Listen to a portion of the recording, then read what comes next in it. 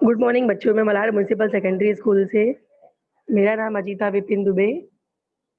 आज जो अब मैं आपको कक्षा 9वीं विज्ञान और प्रौद्योगिकी पाठ क्रमांक 18 अंतरिक्ष अवलोकन, दूरबीन, दूरदर्शी जो हमारे पाठ का नाम है, जिसमें हमारा जो मेन टॉपिक है, मेन मुद्दा है, वो है अंतरिक्ष अवलोकन, दूरबीनें, दूरदर्शी, उसके बारे में हम लोग देखते हैं। जैसा कि आप लोगों को पता है बच्चों, जो पाठ का नाम है अंतरिक्ष अवलोकन, तो जैसा कि आपकी किताब में प्रश्न भी पूछा है कि आकाश और अंतरिक्ष में क्या अंतर है? तो हमें पता है जो आकाश होता है, जो हमारी पृथ्वी के चारों ओर जो हमें वातावरण दिखाई देता है, उसे हम आकाश बोलते हैं। जबकि अंतरिक्ष क्या होता है, संपूर्ण ब्रह्मांड के सभी घटक जिसमें ना समाप्त होने वाले अवकाश घूमते हैं, उसे बोलते हैं अंतरिक्ष। तो इस तरह से जो है वो आकाश और अंतरिक्ष में अंतर जो है वो बताया गया है। आकाश जो हमें अपनी आँखों से हमें अपने जो पृथ्वी के चारों ओर वातावरण है, वो उसे आकाश बोलते हैं, और अंतरिक्ष में जिसमें ना समाप्त होने वाले अवकाश जो है वो घूमते रहते हैं। तो ये है आकाश और अंतरिक्ष में अंतर। जो जो नेक्स्ट क्वेश्चन पूछा गया है वो है अंतरिक्ष अवलोकन का क्या अर्थ है? तो पृथ्वी पर स्थित जो हमारे पृथ्वी पर दूरबीनें होती हैं, या फिर ऐसे दूरबीन जो हम अंतरिक्ष में भेजे गए हैं, और उपग्रहों की सहायता से हम जो ग्रह, तारे, खगोलीय पिंड और नक्षत्र और आकाशगंगा का अध्ययन करते हैं, उसे बोलते हैं अंतरिक्ष अवलोकन। आप लोगों को पता है कि जो सौर मंडल है हमारा सौर मंडल है, वो आकाशगंगा का ही एक घटक है, जिसमें हमारे बुध ग्रह, शुक्र, पृथ्वी, मंगल, गुरु, यूरेनस, नेपच्यून, शनि, ये जो है वो परिक्रमा करते रहते हैं सूर्य के चारों ओर। तो इस तरह से अंतरिक्ष अवलोकन के द्वारा हम आकाश के तारों का, ग्रहों का, धूमकेतु इत्यादि खगोलीय पिंडों की जानकारी, नक्षत्रों की जानकारी अंतरिक्ष अवलोकन के द्वारा ही जो है वो प्राप्त करते हैं। तो इस तरह से अंतरिक्ष अवलोकन का मतलब है उपग्रहों की सहायता से, दूरबीनों की सहायता से आकाश के तारों, ग्रहों और धूमकेतु इत्यादि जो खगोलीय पिंड है, हम उनका अध्ययन करते हैं, उनकी जानकारी प्राप्त करते हैं, जो हमारी पृथ्वी पर स्थित दूरबीनें हैं उनकी सहायता से, या फिर जो अंतरिक्ष में भेजी गई हैं उनकी सहायता से। तो ये दूरबीनें जो है वो हमें हेल्प करती हैं इन ग्रहों के बारे में, खगोलीय पिंडों के बारे में जानकारी हासिल करने के लिए। तो हमारा जो मेन यहाँ पे मुद्दा है वो है अंतरिक्ष की दूरबीनें और इसरो। हम लोग देखेंगे इसरो क्या है। नेक्स्ट बच्चों, आप लोग यहाँ पे देख सकते हो, सबसे पहले मैं आपको बताना चाहूँगी जो अंतरिक्ष में जाने वाला जो सर्वप्रथम मानव है, वो है रूस का यूरी गैगरिन। जो रूस का यूरी गैगरिन है, सर्वप्रथम अंतरिक्ष में जाने वाला मनुष्य है। 1961 में इन्होंने पृथ्वी की परिक्रमा की थी। फिर उसके बाद चंद्रमा पर जाने वाले हमारे नील आर्मस्ट्रांग 1969 में इन्होंने चंद्रमा पर कदम रखा था। फिर भारत के राकेश शर्मा, इन्होंने 1984 में रूस के अंतरिक्ष यान से पृथ्वी की परिक्रमा की, और फिर उसके बाद सुनीता विलियम्स और कल्पना चावला, इन्होंने नासा के अंतरिक्ष यान से जो अंतरिक्ष की जो है वो परिक्रमा की। तो ये हमारे जो मेन ये मतलब अंतरिक्ष में जाने वाले जो भी मैंने आपको बताया उनके बारे में, चंद्रमा पर कदम रखने वाले पहले व्यक्ति, उसके बाद भारत के राकेश शर्मा, इन्होंने 1984 में अंतरिक्ष यान से पृथ्वी की परिक्रमा की रूस के, और उसके बाद सुनीता विलियम्स और कल्पना चावला। फिर बच्चों आपने पढ़ा है दूरबीन और दूरदर्शी के प्रकार। तो दूरबीन और दूरदर्शी के प्रकार जो है वो, जिसमें आप लोग पढ़े हो, दूरबीन और दूरदर्शी के जो प्रकार है वो पहला है दृश्य प्रकाश दूरबीन। तो दृश्य प्रकाश दूरबीन के 2 टाइप है, अपवर्तक दूरबीन और परावर्तक दूरबीन। फिर परावर्तक दूरबीन में 2 टाइप है, न्यूटन और कैसग्रेन पद्धति की दूरबीन, जो इसके पहले वाले लेक्चर में आप लोगों को सर ने पढ़ाया था। फिर उसके बाद है रेडियो दूरबीन। तो ये जो दूरबीन है वो हमारे जो दृश्य प्रकार दूरबीन के प्रकार हैं। पहला है प्रकाशीय, जिसे हम लोग बोलते हैं दृश्य प्रकाश दूरबीन, उसमें आता है अपवर्तक और परावर्तक, और उसके बाद है रेडियो दूरबीन। जैसा कि आप लोग यहाँ पे देख सकते हो, ये जो है वो रेडियो दूरबीन है। तो अंतरिक्ष के विविध पिंडों से अलग-अलग प्रकार की प्रकाश आती है, दृश्य प्रकाश किरणें और रेडियो तरंगे पृथ्वी के वायुमंडल से वो पृथ्वी के भूपृष्ठ तक पहुंच सकती हैं। इस कारण दृश्य प्रकाश और रेडियो दूरबीनों को भूपृष्ठ पर जो स्थापित जो है वो किया जाता है। परंतु कभी-कभी क्या होती है, कुछ प्रॉब्लम होती है। क्या प्रॉब्लम होती है मैं आपको बताती हूँ यहाँ पर आगे। तो सबसे पहले आप लोग को यहाँ पर क्या बताया गया है, ये जो दूरबीनें हैं वो हमारे पृथ्वी पर उपस्थित है, पृथ्वी के भूपृष्ठ पर। तो खगोलीय पिंडों से आने वाले या फिर जिस पिंडों के बारे में हमें अध्ययन करना है, उन पिंडों से आने वाली जो दृश्य प्रकाश किरणें हैं और रेडियो तरंग हैं, वो पृथ्वी के वायुमंडल से भूपृष्ठ तक पहुँचती हैं। परंतु ऐसे दूरबीनों में कुछ कठिनाइयाँ आती हैं अवलोकन करने में या फिर ग्रहों के बारे में अध्ययन करने में। इसीलिए हमारे वैज्ञानिकों ने डायरेक्ट इन दूरबीनों को अंतरिक्ष में ही प्रतिस्थापित किया है, अंतरिक्ष में ही भेजा गया है। तो हम लोग देखते हैं कि क्या कठिनाइयाँ आती हैं। तो सबसे पहले मैं आपको यहाँ पे बताऊँ कि अंतरिक्ष के विविध पिंडों से आने वाली दृश्य प्रकाश और रेडियो तरंगें जब पृथ्वी के वायुमंडल से भूपृष्ठ तक पहुँचती हैं, तो इस कारण दृश्य प्रकाश और रेडियो दूरबीनों को भूपृष्ठ पर ही स्थापित किया गया है। परंतु अंतरिक्ष से आने वाली दृश्य प्रकाश वायुमंडल से होकर जब पृथ्वी के तल पर पहुँचता है, तब हमें पता है जो हमारे पृथ्वी का वायुमंडल है, तापमान और दाब है वो निरंतर बदलते रहता है। तो थोड़े बहुत प्रकाश का वायुमंडल में अवशोषण होता है, मतलब थोड़ा बहुत प्रकाश जो है वो वायुमंडल उसको अवशोषित कर देता है, मतलब अवशोषित करता है और हम तक जो प्रकाश की तीव्रता जो पहुँचती है, वो थोड़ी कम हो जाती है। क्योंकि हमारे जो पृथ्वी का ये है तापमान और दाब है, वायुमंडल है, उसमें सतत जो है वो उथल-पुथल होते रहता है और जिससे दृश्य दृश्य प्रकाश किरणें जो है वो स्थिर नहीं रहती। उनमें मतलब वो स्थिर नहीं होती, वो बदल-बदल कर यहाँ तक आती हैं भूपृष्ठ तक और इतना ही नहीं, दिन में भी सूर्य प्रकाश होने के कारण आकाश अवलोकन जो है वो संभव नहीं हो पाता। और रात्रि के समय जो शहरों के बल्ब हैं, ये सब घटनाएँ मिलकर आकाश का अवलोकन करने में या जो ये जो अपने विभिन्न ग्रह हैं, खगोलीय पिंड हैं, उनका अध्ययन करने में कठिनाइयाँ उत्पन्न करती हैं। तो इसलिए इन परेशानियों को दूर करने के लिए दृश्य प्रकाश की दूरबीनों को पहाड़ों के निर्जन स्थानों पर स्थापित किया जाता है। परंतु इतनी व्यवस्था करने पर भी जो कठिनाइयाँ होती हैं, वो विद्यमान होती हैं। इसीलिए इन कठिनाइयों को पूर्ण रूप से दूर करने के लिए वैज्ञानिकों ने इन दूरबीनों को जो है वो अंतरिक्ष में सफलतापूर्वक जो है वो प्रतिस्थापित कर दिया है।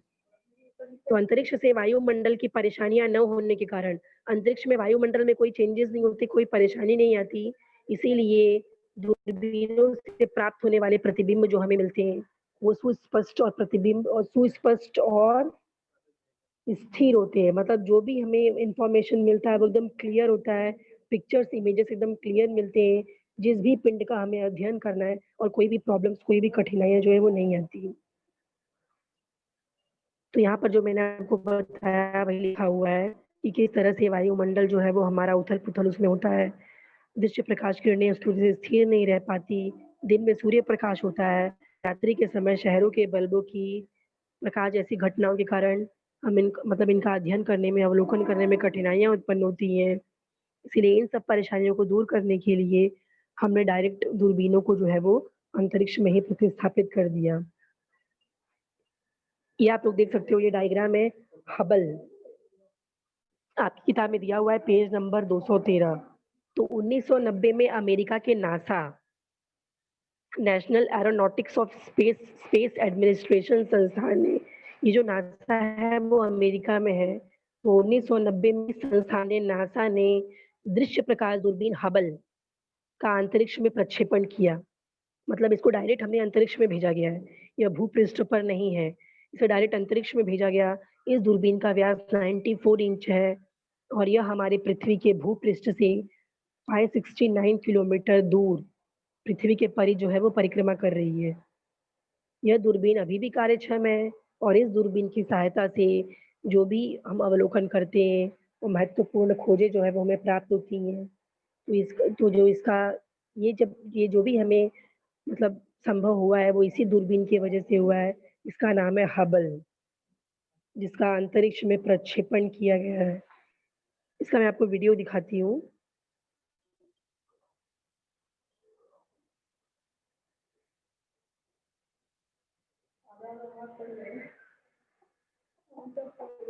ये आप लोग देख सकते हो किस तरह से जो ये हबल दूरबीन है, जिसको 1990 में अमेरिका के नासा ने हमारे अंतरिक्ष में जो है वो प्रक्षेपित किया। किस तरह से पृथ्वी के परिध देखो परिक्रमा लगाती है और जो भी हमें जानकारी मतलब प्राप्त करना है खगोलीय पिंडों के बारे में, उसको हमें प्राप्त कराती है। इसमें जो है वो पैनल्स लगे हुए हैं, जो सूर्य की ऊर्जा से जो है वो चार्ज होते हैं।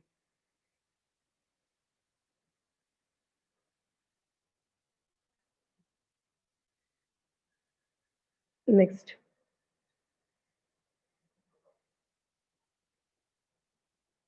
जो नेक्स्ट है बच्चों वो है, ये आप लोग देख सकते हो इसका नाम है चंद्रा। तो ये चंद्रा जो है वो 6 किरण ग्रहण करने की इसमें क्षमता होती है। 6 किरणों को ग्रहण करके उनको स्रोतों का अध्ययन करने के लिए वर्ष 1999 में 1999 में अमेरिका के नासा संस्थान ने 6 किरण दूरबीन चंद्रा, इसका नाम है चंद्रा, अंतरिक्ष में छोड़ा। तो इसका जो मेन ये है जो मेन इसका कैरेक्टरिस्टिक्स है वो 6 किरणों को परावर्तित कर सकने वाली विशेष दर्पण जो है वो इस दूरबीन में लगे होते हैं। तो उसमें ऐसे दर्पण लगे होते हैं जो 6 किरणों को परावर्तित कर सके। इस चंद्रा दूरबीन ने तारों और आकाशगंगा के बारे में हमें बहुत सारी जानकारी जो है वो प्राप्त कराई है। जो मैंने आपको बताया सौर मंडल, जो हमारे सौर मंडल में विविध ग्रह हैं, बुध, शुक्र, पृथ्वी, मंगल, गुरु, शनि, यूरेनस, नेपच्यून, तो ये हमारे कहाँ है आकाशगंगा में ही है। तो इन ग्रहों का अध्ययन करने के लिए, तारों का अध्ययन करने के लिए, आकाशगंगा के बारे में बहुत सी जानकारियाँ जो है वो हमें इस चंद्रा नामक जो दूरबीन है, जो अंतरिक्ष में भेजी गई है अमेरिका के नासा के द्वारा, उसने प्राप्त जो है वो कराई है।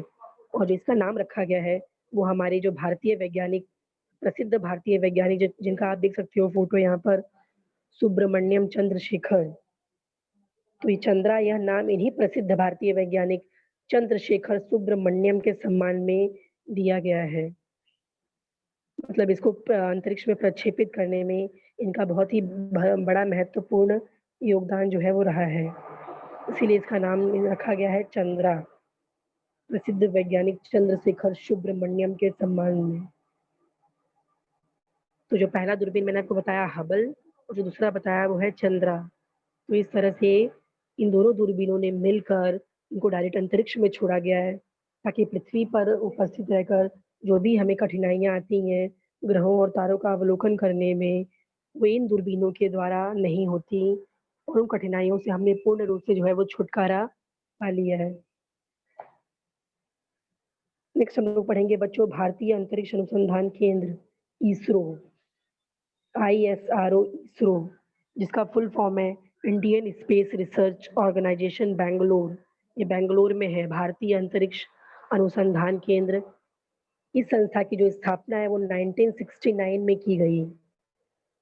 यहाँ मुख्यतः कृत्रिम उपग्रह, मतलब कृत्रिम उपग्रह क्या, जो मनुष्य के द्वारा बनाए गए उपग्रह हैं, उनको निर्मित करने और उनको प्रक्षेपित करने में, जिसे बोलते हैं सैटेलाइट। अभी तक जो हमने पढ़ा वो दूरबीन था। अब जो हम लोग पढ़ेंगे वो है सैटेलाइट्स के बारे में। यहाँ मुख्यतः कृत्रिम उपग्रह निर्मित करना और उनका प्रक्षेपण करने के लिए आवश्यक के तंत्र ज्ञान जो है वो विकसित किया गया है और इसरो ने उपग्रहों का सफलतापूर्वक प्रक्षेपण किया है। तो भारत द्वारा अंतरिक्ष विज्ञान में की गई प्रगति का राष्ट्रीय और सामाजिक विकास में बड़ा योगदान है। इनकी वजह से हमें दूरसंचार जो हम करते हैं बातचीत, टेलीविज़न टेलीकम्युनिकेशन, उसके बाद टेलीविज़न दूरदर्शन प्रसारण है, टेलीविज़न ब्रॉडकास्टिंग, उसके बाद मौसम विज्ञान सेवा जो भी हमें मौसम संबंधी रिलेटेड जानकारियाँ प्राप्त होती हैं, इनके लिए इनसेट और जीसैट, ये आप लोग देख रहे हो, ये जो फ़ोटो मैंने दिखाया है ये इनसेट का है। इनसेट का फुल फॉर्म है इंडियन नेशनल सैटेलाइट। ये सैटेलाइट है, उपग्रह है, कृत्रिम उपग्रह, जो मनुष्य के द्वारा बनाया गया और अंतरिक्ष में प्रक्षेपित किया गया है। तो इसका नाम है इनसेट, इंडियन नेशनल सैटेलाइट। और जीसैट, इसका नाम है जीसैट, जियो सिंक्रोनस सैटेलाइट। तो इनसेट और जीसैट ये 2 प्रकार के जो उपग्रह हैं वो अंतरिक्ष में जो है वो भेजे गए हैं। इसी कारण ही देश में सर्वत्र दूरदर्शन की सुविधा, दूरध्वनि की सुविधा और इंटरनेट जैसी सुविधाएँ जो हमें में उपलब्ध हुई हैं। इसी की वजह से एडुस्टेट, मतलब जो शिक्षा के क्षेत्र में अग्रणी है, मतलब वो हमें हेल्प करता है। फिर उसके बाद देश के प्राकृतिक संसाधनों का नियंत्रण और व्यवस्थापन, जो भी प्राकृतिक संसाधन है उन पे नियंत्रण रखना और व्यवस्थापन करना, फिर कोई भी आपदा आने वाली है, उसका हमें पहले से ही पूर्व जानकारी जो है वो इन्हीं उपग्रह के द्वारा जो है वो मिलता है। और इसमें जो मेन है आपदा प्रबंधन और ये नियंत्रण और व्यवस्थापन के लिए उसमें जो है वो आईआरएस उपग्रह जो है वो कार्यरत है। आईआरएस का फुल फॉर्म है Indian remote censoring satellite Indian remote sensing satellite. तो ये सब अलग-अलग प्रकार के कृत्रिम उपग्रह हैं जो इसरो का योगदान है। ISRO Indian space research organization जो बैंगलोर में सन 1969 में जो है वो इस संस्थान की स्थापना जो है वो की गई। तो बच्चों यहाँ पे मैं आपको बताना चाहूँगी, ये जो इनसेट और जीसैट है, ये आप लोग देख सकते हो पीएसएलवी और जीएसएलवी, पीएसएलवी और जीएसएलवी। पीएसएलवी का फुल फॉर्म है पोलार सैटेलाइट लॉन्च व्हीकल और जीएसएलवी का फुल फॉर्म है जियो सिंक्रोनस सैटेलाइट लॉन्च व्हीकल। तो ये तो उपग्रह है जो हमें अंतरिक्ष में भेजना है, पर उनको भेजने में जो हेल्प करता है, ये है हमारा व्हीकल मतलब एक प्रकार का ये साधन है, पीएसएलवी और जीएसएलवी। मैं आपको दिखाती हूँ 1 मिनट। ये देखो, ये है हमारा पीएसएलवी जिसका फुल फॉर्म है पोलार सैटेलाइट लॉन्च व्हीकल। यहाँ पे आज आप लोग देख सकते हो जो इंडियन फ्लैग बना हुआ है यहाँ पर ही उपग्रह को जो है वो रखा जाता है और उसमें बहुत सारा जो है वो ईंधन भरा होता है नीचे की तरफ। जो एकदम ज़ोर से जब इसे प्रज्वलित करती है मतलब जब इसे जलाया जाता है ईंधन को, तो एकदम ज़ोर का स्पीड फ़ोर्स पाकर या ऊपर की तरफ जाना जो है वो शुरू करता है और पृथ्वी के गुरुत्वाकर्षण बल से मुक्त होकर यह हमारे उपग्रह को हमें जहाँ भी प्रक्षेपित करना है, उसको हेल्प करता है प्रक्षेपित करने में। PSLV polar satellite launch vehicle और दूसरा है जीएसएलवी इसका फुल फॉर्म है जियो सिंक्रोनस या जियो सिंक्रोनस सैटेलाइट लॉन्च व्हीकल। तो ये हमारे जो भी उपग्रह हैं इनसैट, जीसैट, एजुसेट, आईआरएस इनको अंतरिक्ष में प्रतिस्थापित करने में, प्रक्षेपित करने में हेल्प करते हैं।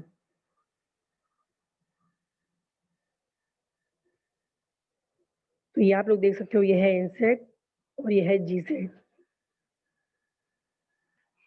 नेक्स्ट जो बच्चों बताया गया है आपकी किताब में पेज नंबर 214 214 पे एस्ट्रोसैट यह भी भारतीय अंतरिक्ष अनुसंधान केंद्र द्वारा भारतीय अंतरिक्ष अनुसंधान केंद्र द्वारा सन 2015 में एस्ट्रोसैट नामक कृत्रिम उपग्रह जो है वो प्रक्षेपित किया गया।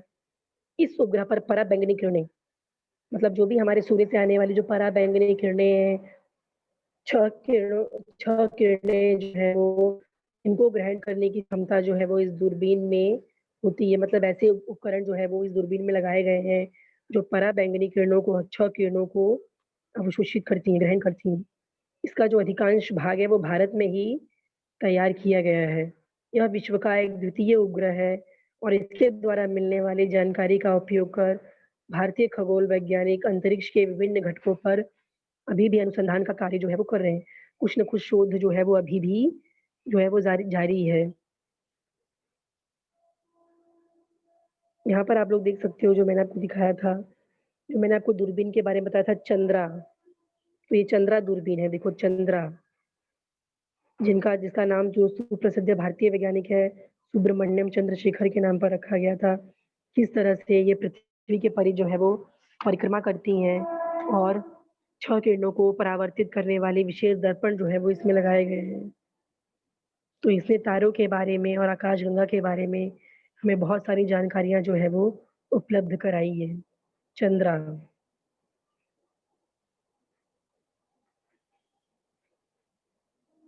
तो इस तरह से ये अंतरिक्ष में पृथ्वी के परिध जो है वो परिक्रमा करती है और तारों के बारे में, आकाशगंगा के बारे में हमें विशेष जानकारी जो है वो उपलब्ध कराती है। और इस चंद्रा दूरबीन को अंतरिक्ष में प्रक्षेपित करने में जो हमारे भारतीय वैज्ञानिक हैं, सुब्रमण्यम चंद्रशेखर इनका बहुत ही महत्वपूर्ण योगदान जो है वो रहा है।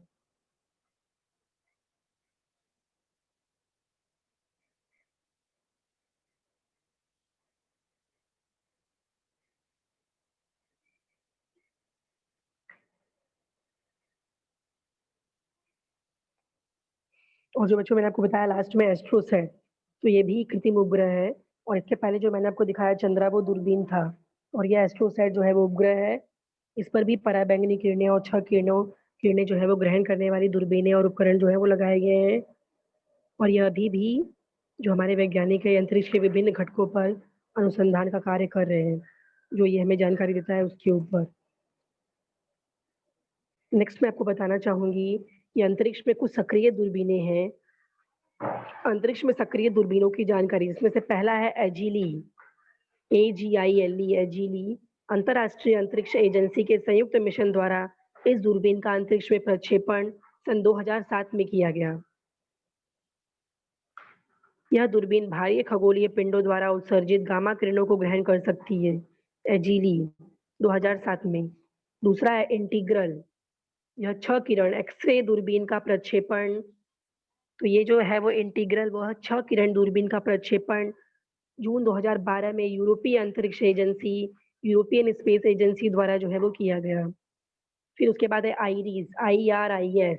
जून 2013 में नासा ने इस दूरबीन का प्रक्षेपण किया। यह दूरबीन बाह्य खगोलीय पिंडों द्वारा उत्सर्जित पराबैंगनी किरणों को ग्रहण करती है। ये सब अलग-अलग दूरबीनें हैं जो मैं आपको बता रही हूँ, जो अंतरिक्ष में कार्यरत हैं। उसके बाद है एस्ट्रोसैट। सितंबर 2015 में भारत ने इस प्रकाशीय दूरबीन का अंतरिक्ष में प्रक्षेपण किया, हमारे भारत देश ने, एस्ट्रोसैट।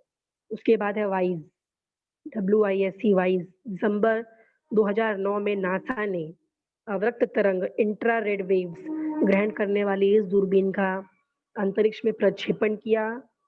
उसके बाद है ऑर्डिन, ODIN ऑर्डिन। फरवरी 2001 में स्वीडन ने सूक्ष्म तरंग ग्रहण करने वाली इस दूरबीन का अंतरिक्ष में प्रक्षेपण किया। उसके बाद है स्पेक्ट्र आर। यहाँ पे इसको सन मई 2011 में ASCLIPI ने मई 2011 में रेडियो तरंग ग्रहण करने वाली इस दूरबीन का अंतरिक्ष में प्रक्षेपण किया।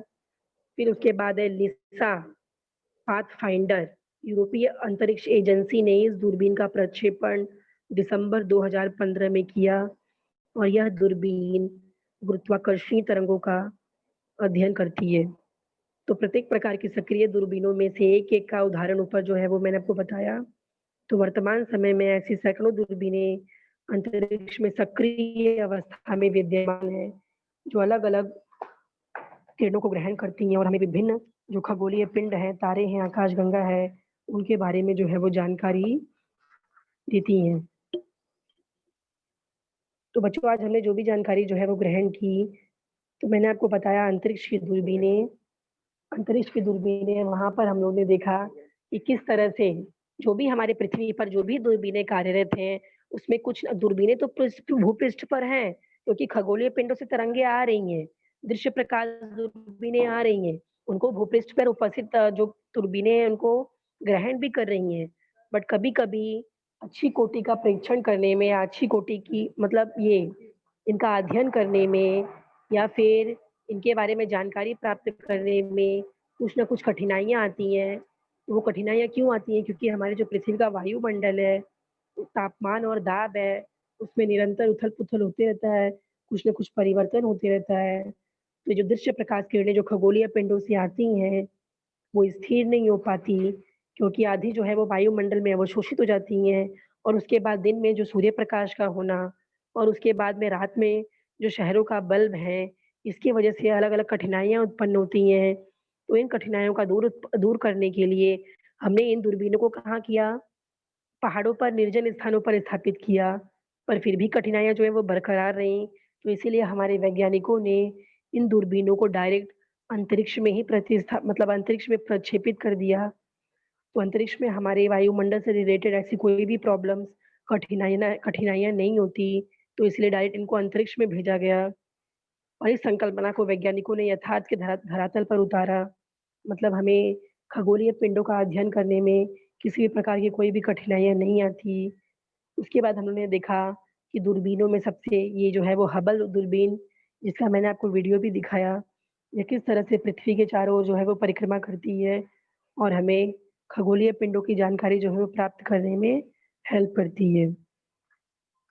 तो ये हमारे पृथ्वी के भूपृष्ठ से 569 किलोमीटर दूरी पर पृथ्वी के परे जो है वो परिक्रमा करती है। फिर उसके बाद है चंद्रा, जो 1999 अमेरिका के नासा संस्थान ने अंतरिक्ष में प्रक्षेपित किया। फिर यह भी तारों और आकाशगंगा के बारे में हमें महत्वपूर्ण जानकारी जो है वो प्रदान करती है। और उसके बाद हमने पढ़ा इसरो के बारे में, जो हमारे भारतीय अंतरिक्ष अनुसंधान केंद्र है इसरो, बैंगलोर में। तो इन्होंने कृत्रिम उपग्रह को बनाने में और उनको प्रक्षेपित करने में अपना बहुत ही महत्वपूर्ण योगदान जो है वो प्रदान किया है। तो इनकी वजह से ही आज हम दूरसंचार, दूरदर्शन, मौसम विज्ञान के बारे में जो हमारे उपग्रह हैं इनसेट और जीसैट, यह उपग्रह जो है वो कार्यरत है। फिर उसके बाद में एजुसेट शिक्षा के क्षेत्र में, और उसके बाद प्राकृतिक संसाधन पर नियंत्रण और व्यवस्थापन करना। फिर आपदा प्रबंधन के लिए, डिजास्टर मैनेजमेंट के लिए आईआरएस उपग्रह, ये भी कार्यरत है। और इन उपग्रह को प्रक्षेपित करने में हेल्प करने के लिए पीएसएलवी और जीएसएलवी ये साधन जो है वो बहुत ही महत्वपूर्ण भूमिका जो है वो निभाते हैं। तो ये आप लोग देख रहे हो इनसेट उपग्रह है और ये जीसैट उपग्रह है। और उसके बाद में मैंने आपको लास्ट में बताया एस्ट्रोसैट। तो यह भी भारतीय अंतरिक्ष अनुसंधान केंद्र द्वारा 2015 में प्रक्षेपित किया गया। यह पराबैंगनी किरणों और क्ष किरणों को ग्रहण कर सकता है। और आज भी इससे दी गई जानकारियों के इससे जो दी गई जानकारियां हैं विभिन्न खगोलीय पिंडों के बारे में, आज भी वैज्ञानिक उस पर जो है वो अनुसंधान का कार्य जो है वो कर रहे हैं। तो आज हमने जो भी पढ़ा, अगर किसी को उसके बारे में, उससे रिलेटेड कुछ डाउट है तो वो पूछ सकता है। आज की जो टॉपिक है बच्चों, थोड़ा छोटा टॉपिक है, इसीलिए थोड़ा जल्दी हो गया। टॉपिक थोड़ा छोटा है जो सर ने दिया था। हेलो, हाँ बेटा बोलो। Good morning miss. हाँ बोलो। मिस, उपग्रह का मतलब क्या होता है? मुझे अच्छे से नहीं समझा है। ये जो उपग्रह है ना बेटा उसे बोलते हैं अपने सैटेलाइट। ये जो हमारे, मैंने आपको दिखाया ना, देखो एस्ट्रोसैट, फिर जो मैंने आपको बताया अलग अलग सैटेलाइट्स के बारे में, उनको जो है वो हमारे अंतरिक्ष में भेजा गया है। ये पृथ्वी की परिक्रमा करते हैं और हमें खगोलीय पिंडों के बारे में, तारों के बारे में जो है वो जानकारी देते हैं। प्लस उसके बारे में जो हम देखो ना, हम लोग देखते हैं ना टेलीविजन वगैरह, दूरसंचार, फिर दूरध्वनि, जो हम लोग इंटरनेट जैसी सुविधाएं जो है वो हम लोग जो हमें मिलती है, मौसम विज्ञान सेवा, मतलब जो हमें मौसम के बारे में। हेलो। हेलो। हेलो। हाँ। हेलो। हमें मौसम के बारे में जानकारी मिलती है ना, कि भारी हाँ। बारिश होने की संभावना है, या फिर हाई हाँ। टाइड लो टाइड होने वाला है, हम्म। मौसम का हाल कैसा है, या फिर आगे कैसा रहने वाला है। तो ये सब जो है वो उपग्रह की वजह से ही पॉसिबल है। ओ, समझ थैंक में यू आ रहा मिस। है? हाँ okay, miss. Welcome.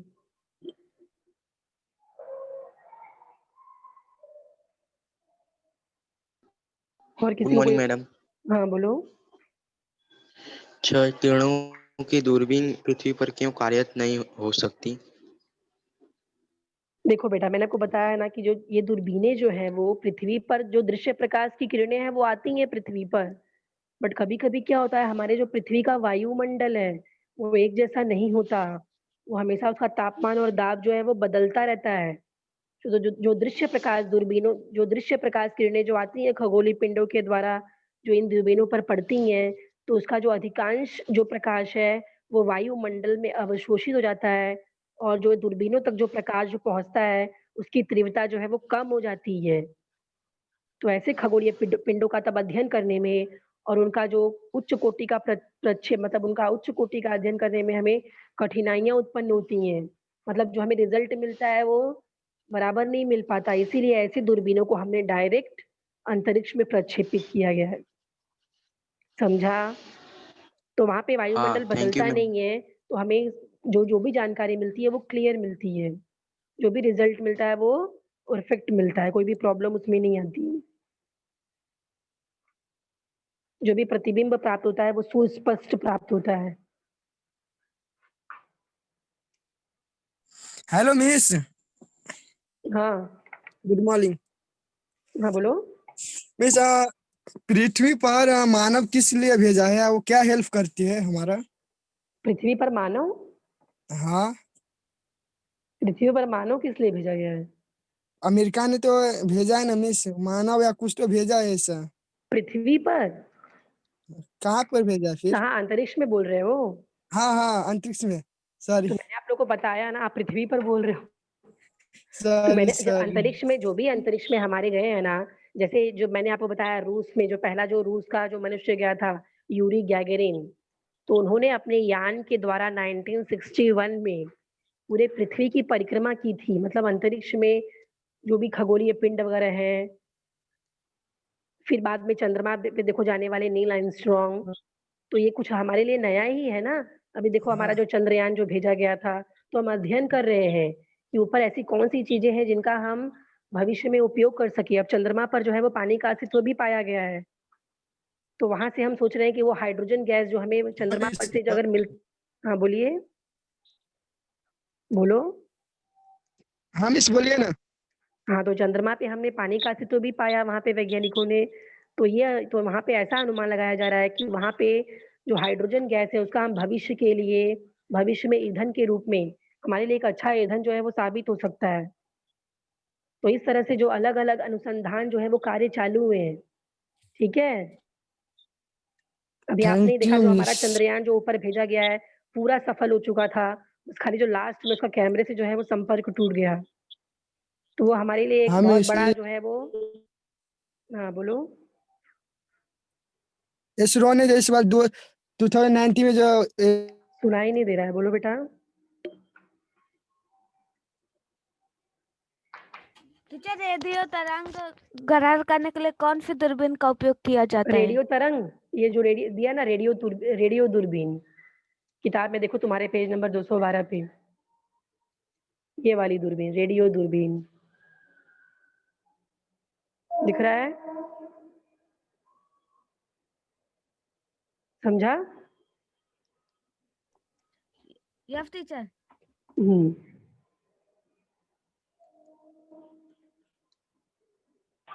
Good morning teacher. हाँ बेटा, बोलो? टीचर मतलब जैसे एक एक ग्रह है ना, शुक्र गुरु चंद्रमा, ये सब इन सब का नाम किसने रखा था? बुध, शुक्र, पृथ्वी, मंगल, गुरु, शनि। हाँ सर टीचर, मतलब ये सब ग्रह के नाम है, वो नाम किसने इनका नाम मतलब? कैसे रखा गया?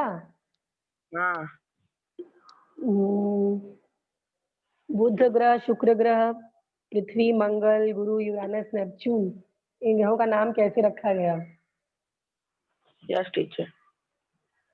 इन ग्रहों का नाम तो हमारे वैज्ञानिकों ने ही रखा है। जो भी हमारे वैज्ञानिक थे, जिन्होंने खोज करते गए जिस प्रकार उस प्रकार से इन्होंने जो है वो अपना ग्रहों का नाम अध्ययन करते गए और रखते गए। जैसे देखो जो हमारा कोरोना वायरस सबको परेशान करके रखा है, उसका नाम कोविड-19 रखा गया, 2019 में आया। तो वैसे ही मतलब जो अलग-अलग वैज्ञानिक इन ग्रहों का अध्ययन करते गए, खोजते गए, तो उनका जो है वो नाम रखा गया। ओके? Yes teacher.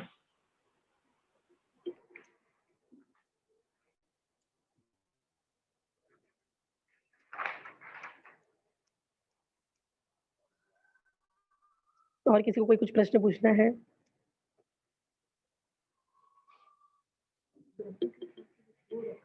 नक्षत्रों के हिसाब से मतलब हाँ, वो उसमें।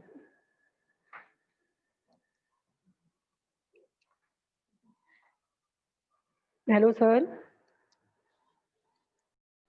तो बच्चों मैंने आपको आज जो भी अंतरिक्ष की दूरबीनें उससे रिलेटेड जो भी पढ़ाया उसे अच्छे से पढ़ लेना, और जो भी स्वाध्याय में इसके ऊपर प्रश्न पूछा गया है उसको अच्छे से लिख लेना, और जो भी अपना प्रैक्टिस है वो कर लेना। ठीक है? Thank you.